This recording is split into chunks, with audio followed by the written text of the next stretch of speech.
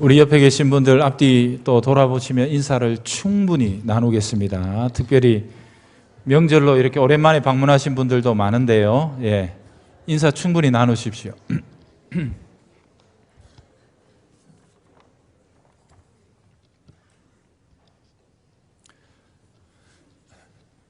우리가 지금 룻기를 살펴보고 있는 중인데요.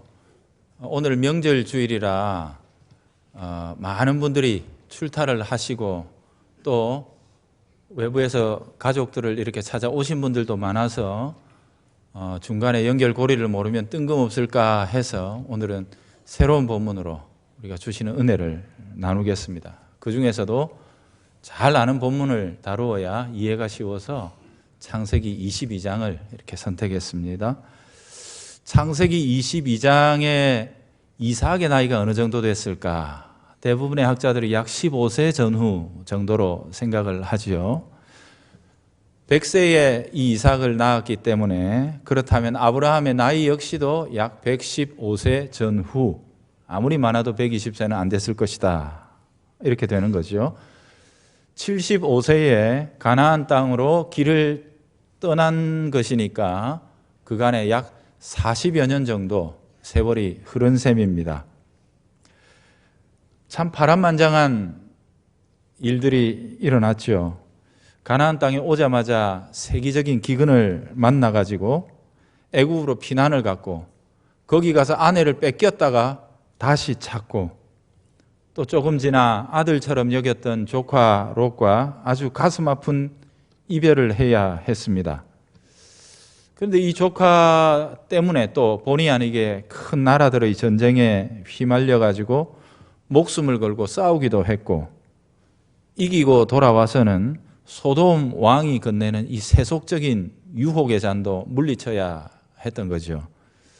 이후에 주님께서 불과 유황으로 소돔과 고모라 일대를 아예 없애버리시는 그 무서운 심판의 장면도 아브라함은 목격했죠. 이런 외적인 것뿐만이 아니라 그의 가정적으로도 아들 문제 때문에 늘 불안했습니다. 사라의 히스테리도 만만치 않았지만 하갈과의 사이에서 어떻게 하다가 낳은 이스마엘로 인해서 그 가정에 큰 갈등과 위기까지도 겪었습니다. 그의 내면 역시도 늘 바람이 멈추지 않았습니다. 그에게 후손 그리고 땅에 관한 것은 궁극적으로 보자면 하나님에 대한 신앙의 문제였습니다. 왜냐하면 그 약속 때문에 이 길을 떠났던 것이니까요. 세월이 갈수록 왜 주시지 않는가에 대한 의문과 때로는 문득 일어나는 불신으로 그의 영혼은 고통을 당했습니다. 그렇게 100세나 됐을 때 이제 마음은 다 내려놓았죠. 아들은 이제 못 낳는다 했던 그 시점쯤에 하나님이 아들을 주시겠다고 찾아왔을 때 아브라함은 허탈하게 웃음으로 그냥 받아 넘기다가 하나님에게 아주 된통 혼이 나는 장면도 보았습니다. 그렇게 보낸 세월이 40년입니다. 그러니 이 40년이 단순히 시간이 많이 흘러갔다라는 그런 의미는 아닐 터입니다. 아무런 굴곡도 없이 성숙할 수 없다는 사실이죠. 바람에 흔들리면서 또 비에 젖으면서 꽃이 피는 것처럼 아브라함의 신앙도 그런 삶의 우여곡절 속에서 마침내 성장하고 또 성숙해 왔다는 사실이죠. 신앙생활하면 모든 게 잘 되기만 할 것으로 오해해서는 안 됩니다. 신앙의 복이 뭐냐 하면 잘 되고 못 되는 일 그 자체에 있는 게 아닙니다. 잘 되든 못 되든 간에 그 모든 일들을 통해 하나님께서 우리를 더 깊고 온전한 사람으로 세워가신다 하는 그게 진짜 신앙의 복이지요. 하나님을 사랑하는 자 곧 그 뜻대로 부르심을 받은 자들에게는 모든 것이 합력해서 선을 이룬다 하셨지요. 창세기 22장은 그 40년간의 결실과도 같습니다. 그 지난한 세월 속에서 하나님이 아브라함의 믿음을 붙들고 이끄셔서 마침내 어떤 수준에 이르게 하셨는지를 보여주는 표지석과도 같은 게 이 22장의 사건이지요. 사랑하는 여러분, 우리들의 삶이 실패와 범죄, 고통과 범민의 그늘에 둘러싸이게 될 때를 만나더라도 결코 절망해서는 안 됩니다. 그것이 끝이라고 우리가 함부로 단정지어서도 안 되지요.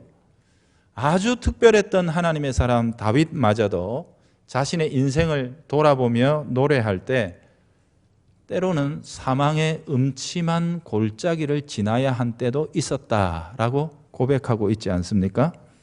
하나님은 그런 경험들마저도 우리들의 영적 유익을 위한 재료로 활용하십니다. 영어의 유명한 구절이 있죠. God never wastes the waste. 하나님은 쓰레기마저도 낭비하지 아니하신다. 우리들이 생각해 볼 때에는 이런 것들은 좀 없애버리면 좋겠다. 아이고, 지워버리고 싶은 그런 쓰레기 같은 경험, 생각, 우리들의 일들. 하나님 그런데 그것마저도 우리를 유익하게 하시는 일에 쓰신다는 겁니다. 그게 바로 합력하여 선을 이루신다라는 고백이죠. 우리가 자기 자신과 세상을 바라보지 않고 오직 주님만 의지하고 바라보는 믿음으로 장성한 분량에 이르도록 사용하신다는 뜻입니다. 창세기 22장은 이런 사실을 보장해주는 증명서와 같습니다. 12장에 처음 등장할 때 아브라함은 이미 그때도 훌륭한 인격자이기는 했습니다만 삶의 위기가 찾아오자 서슴없이 아내를 넘겨버리고 주어버리는 그런 수준의, 그 세상 사람들이 하는 수준의 자신도 어쩔 수 없이 똑같이 행동하는 모습으로 나타나지만 22장에 와서 아브라함은 자기 생명보다 소중한 것을 하나님께 드리는 이런 사람으로 변모되어 있는 것입니다. 이게 하나님의 작품이었다라는 거죠. 창세기 22장의 핵심은 분명 부활 신앙에 대한 고백입니다. 하나님은 삶과 죽음에 대한 주권을 가지신 분이시기에 비록 이삭을 내어 드릴지라도 능히 다시 살려내 주시리라는 우리로서는 상상하기 힘든 수준의 신앙을 이때 아브라함이 가지고 있었다고 로마서와 히브리서가 증언해주고 있지 않습니까? 이게 아브라함이 도달했던 믿음의 궁극적인 절정 혹은 열매, 이런 것들로 보이지요. 이런 측면에 관한 22장의 설교는 많이 들으셨고 이미 익숙해서 다 알고 계시기 때문에 오늘은 그런 것보다 좀 다른 가지 하나를 펼쳐보려고 하는데 그게 예배에 관한 것입니다. 5절에 보면 아브라함은 이삭과 자신이 가서 예배하고 오겠다라고 말하지요. 이는 그가 하나님께서 처음에 주셨던 명령 이삭을 번제로 내게 드려라 하신 말씀을 예배와 연관해서 이해했다는 사실을 보여주는 것입니다. 자, 그런데 지금 이 시점에 있어서 아브라함의 심정은 어땠을까? 뼈가 다 녹아내릴 것 같은 고통의 3일을 지나온 찰나입니다. 하늘 끝까지 쌓을 만한 생각과 감정의 무더기가 그가 지나온 발걸음마다 쌓여 있을 터입니다. 우리로서야 창세기 22장이 어떻게 결론이 나고 그 뒷얘기가 어떻게 되는지 다 알고 있으니까 뭐 이런 거 대문 넘어갈 수 있겠지만 만약 우리가 그 현장에 아브라함의 입장에서 이런 일들을 맞이했다면 과연 그럴 수 있을까요? 아니요.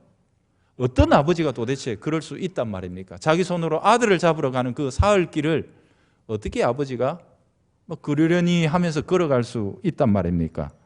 물론 처음부터 아브라함은 순종하려고 이 길을 나선 것은 틀림없습니다만 그래도 그의 마음은 숯덩이처럼 새카맣게 타버리고 말았을 것입니다.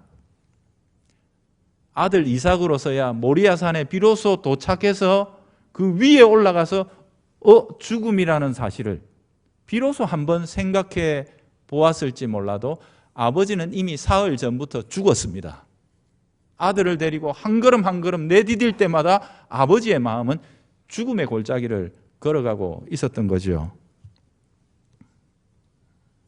100년을 넘게 살아왔지만 그 인생에 이토록 격렬하게 긴장해 본 적이 있었을까요?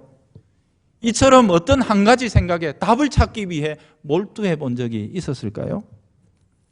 부름을 받고 살아왔던 지난날의 모든 일들을 하나도 남김없이 되짚어가면서 나를 부르신 주님, 그리고 주님이 부르면서 약속하신 것들, 그리고 나서 주님이 이 사건을 명령하셨다는 사실, 이 세 가지를 교차적으로 마치 퍼즐을 맞추듯이 수만 번도 더 맞추어가면서 도대체 이게 무슨 의미이며 무슨 뜻일까를 아버지는 생각하지 않았을까요?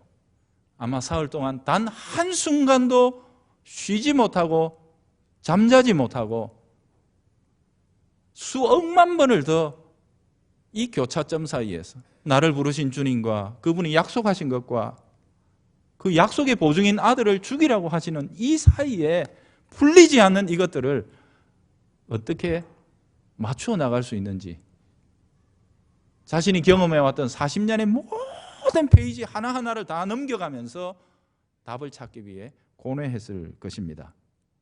바로 그 과정 속에서 아브라함의 영혼은 마치 시릴 정도로 날이 선 칼처럼 예리하게 깨어나기 시작한 것입니다.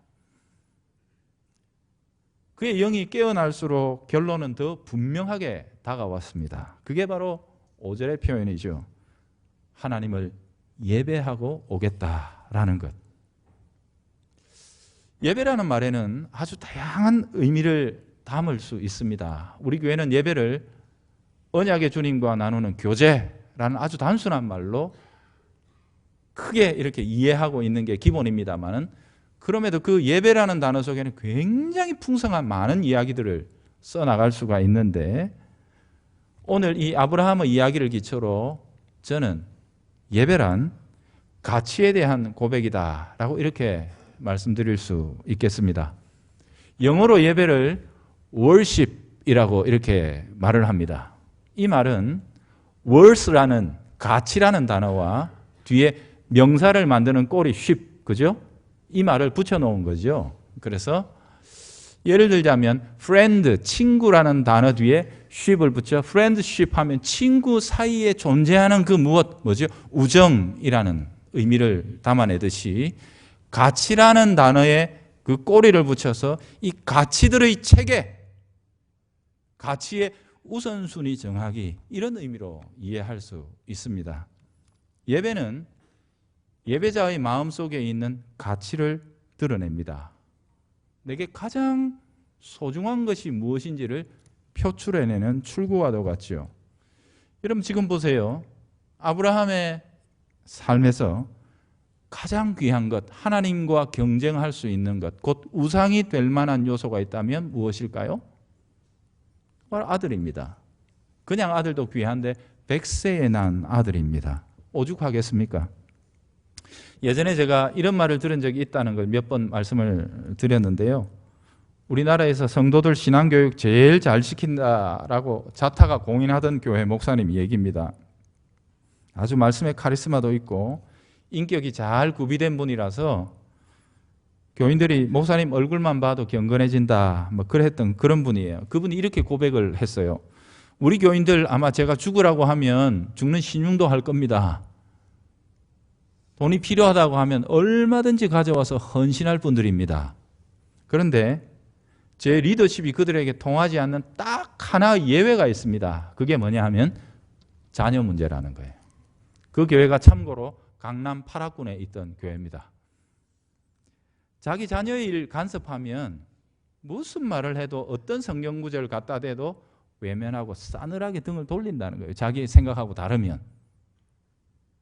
어쩌면 하나님이 아브라함을 아들로 시험하고 있는 측면이 우리들에게 이렇게 얘기하면 더 살가운지도 모르지요. 하나님과 이삭, 누가 더 그의 마음을 사로잡고 있는 것인가, 이 사실을 진단하시는 겁니다. 우선순위의 문제죠. 창세기 22장에 나오는 아브라함의 예배는 바로 이와 같은 질문 속에서 하나님 제일주의를 고백하고 표방하는 응답입니다. 내 삶에서 하나님이 가장 귀하십니다 라고 고백하는 거죠. 본문의 아브라함의 음성에서 그런 요소들을 찾을 수 있죠. 7절에 이삭이 묻잖아요. 불과 나무는 있는데 번제할 어린 양은 어디 있습니까? 8절에 아브라함이 대답합니다. 내 아들아, 번제할 어린 양은 하나님이 자기를 위하여 친히 준비하시리라. 친히 준비하신다는 말은 무슨 뜻일까요? 하나님 정하신다는 겁니다. 그건 인간에게 달린 게 아닙니다. 내가 이거는 안 됩니다 라고 할 수도 없고, 요게 귀하니까 요거 받으세요, 내가 보기에는 이게 제일 귀하니까 이거 받으세요 하고 우리가 할 수 있는 게 아니라는 뜻입니다. 하나님이 결정하십니다. 하나님이 또 정하셨으면 그렇게 되는 겁니다. 이삭, 분명히 아브라함 자신에게는 생명보다 더 귀하고 사랑스럽고 절박한 아들입니다. 하지만 그러나 너조차도 결코 하나님보다 귀할 수 없다라는 거죠. 내가 너를 가로막고 하나님 이것보다 이게 더 좋으니까 이것 받으세요, 그럴 수 있는 게 아니라는 뜻입니다. 이것이 예배자 아브라함의 모습이죠. 그게 지난 사흘간 새까맣게 타들어가며 자기의 모든 인생의 페이지를 넘겨가며 헤아려가며 주님과 부르심과 지금의 상황이라는 것들을 퍼즐을 맞추어서 아브라함이 내린 결론이 바로 이겁니다. 예배의 결정권 하나님이 쥐고 계신다. 하나님이 이삭을 요구하셨다면 그런 겁니다. 다른 어떤 보물도 대체할 수 없고 100명의 다른 목숨도 대체할 수 없습니다. 이삭이어야 합니다. 하나님이 그렇게 정하셨기 때문이라는 거죠. 아브라함에게 있어서 창세기 22장의 이 예배는 땅의 모든 가치들이 하나님의 말씀 앞에서 복종하는 자리입니다. 심지어 자기 생명보다 귀한 아들 아닙니까? 너를 바쳐라 그랬으면 차라리 아들 바치는 것보다 더 쉬웠을 거예요. 그게 아버지의 마음 아닙니까? 그런데 그것마저도 주님의 부름 앞에 복종해야 합니다. 하나님 외에 그 어떤 것도 우리들의 영혼 속에서 주인 노릇하지 못하도록 불태워 버릴 수밖에 없는 것, 그게 바로 예배이며 예배자의 길입니다. 사랑하는 여러분, 우리들에게는 이런 절박한 긴장감이 예배에 있습니까? 예배를 한번 드리러 주님 앞에 나올 때 우리들의 영혼 속에서는 과연 이런 일들이 일어나고 있습니까? 예배는 무엇이고 예배를 통해서 나는 무엇을 하나님 앞에 고백하고 있는지 점검하고 주님 앞에 항상 나오셔야 합니다. 과연 하나님이 내 인생에 있어서 정말로 그런 절대적이고 유일한 가치라면 그걸 실제적으로 어떻게 고백할 거냐 말이에요. 예배당에 앉아서 입으로 얼마든지 그런 말들을 잘하고 노래하고 찬송할 수 있지요. 그걸 실제적으로 어떻게 고백할 거냐, 이 문제라는 말이죠. 이게 창세기 22장에서 우리들의 가치 체계를 통해 월십, 하나님 앞에 올려드리는 예배의 첫 번째 의미일 수 있습니다. 하나님이 요구하시는 참된 예배는 인간들이 구상해 놓은 세련된 순서들도 아니고 잘 지은 건물과 화려한 찬양, 많은 액수의 헌금이 있으면 완성되는 그런 것이 아닙니다. 순수한 마음, 하나님만을 향한 일편단심, 그게 예배입니다. 한마디로 예배는 나보다 더 귀한 걸 드리는 것, 아브라함이 자기 자신보다 더 귀한 아들을 드리는 자리가 예배의 자리라는 것을 우리는 알아야 합니다. 예배의 자리에 나올 때 과연 나는 그렇게 하기 위해 얼마만큼 치열하게 이 예배의 현장을 생각하고 살아가고 있는지를 돌아보아야 하겠습니다. 두 번째 펼쳐볼 수 있는 내용이 있죠. 예배를 통해 우리는 우리 자신의 가치를 이렇게 드러냅니다만 이것 말고 예배는 하나님의 가치도 드러냅니다. 2절에 보시면 내가 네게 일러준 한 산 거기서 그렇게 말씀하시죠. 3절 끝부분에도 보면 아브라함이 예배드리러 간 장소가 하나님이 일러주셨던 그곳이라고 했습니다. 4절에도 보면 바로 그곳이라고 다시 한 번 더 정확하게 그 장소에 대해서 아주 구체적으로 지적하고 있는 게 나오지요. 왜 하필 그곳이어야 한다는 겁니까? 왜 하나님은 바로 그 특정한 장소를 가리켜 바로 거기에서 예배드리라 이렇게 요구하고 계시는 것입니까? 그 산이 하나님의 구원의 계획에 있어서 향후 아주 중요한 의미를 담은 장소로 드러날 것이기 때문입니다. 그러니 지금 현재 하고 있는 아브라함의 이 행위는 향후에 일어날 하나님의 구원 역사의 어떤 아주 중요한 사실과 연결되어 있다는 것을 우리에게 보여주는데요. 이 사건 속에 십자가의 그림자를 드리워 놓은 것입니다. 아브라함이 번제를 드린 곳이 모리아 산이라고 그러죠. 이곳에 장차 성전이 세워진다고 그러지 않습니까? 하나님의 은혜와 복이 선포되는 언약의 처소, 그것이 바로 그곳이었다라고 이렇게 말할 수 있죠. 자기를 번제로 드릴 나무를 지고 이 산을 올라가고 있는 이삭은 부분적으로는 장차 자기를 메어달 나무, 곧 십자가를 지고 죽음의 언덕을 오르실 예수 그리스도를 미리 그려내고 있습니다. 바로 이 모리아 산의 한 자락, 곧 성전의 그늘이 드리워진 골고다의 언덕, 바로 거기에서 이삭과는 비교조차 할 수 없는 존귀하신 하나님의 아들이 저와 여러분의 죄를 대신해서 죽임을 당하게 되실 것입니다. 하나님 말씀하십니다. 다른 이는 안 된다. 오직 예수님만 받으시겠다 말씀하시죠. 다른 이로서는 구원을 얻을 수 없나니 천하 인간의 구원 얻을 다른 이름을 우리에게 주신 일이 없음이라. 창세기 22장은 아브라함에게 전해진 복음입니다. 여호와 이레는 단순히 우리들의 미래가 하나님에 의해서 준비되어 있다라는 개인적이고 낭만적인 신앙 고백이 아닙니다. 하나님께서 당신이 받으실 제물, 곧 우리 죄를 위한 속죄의 제물을 스스로 준비하신다는 뜻입니다.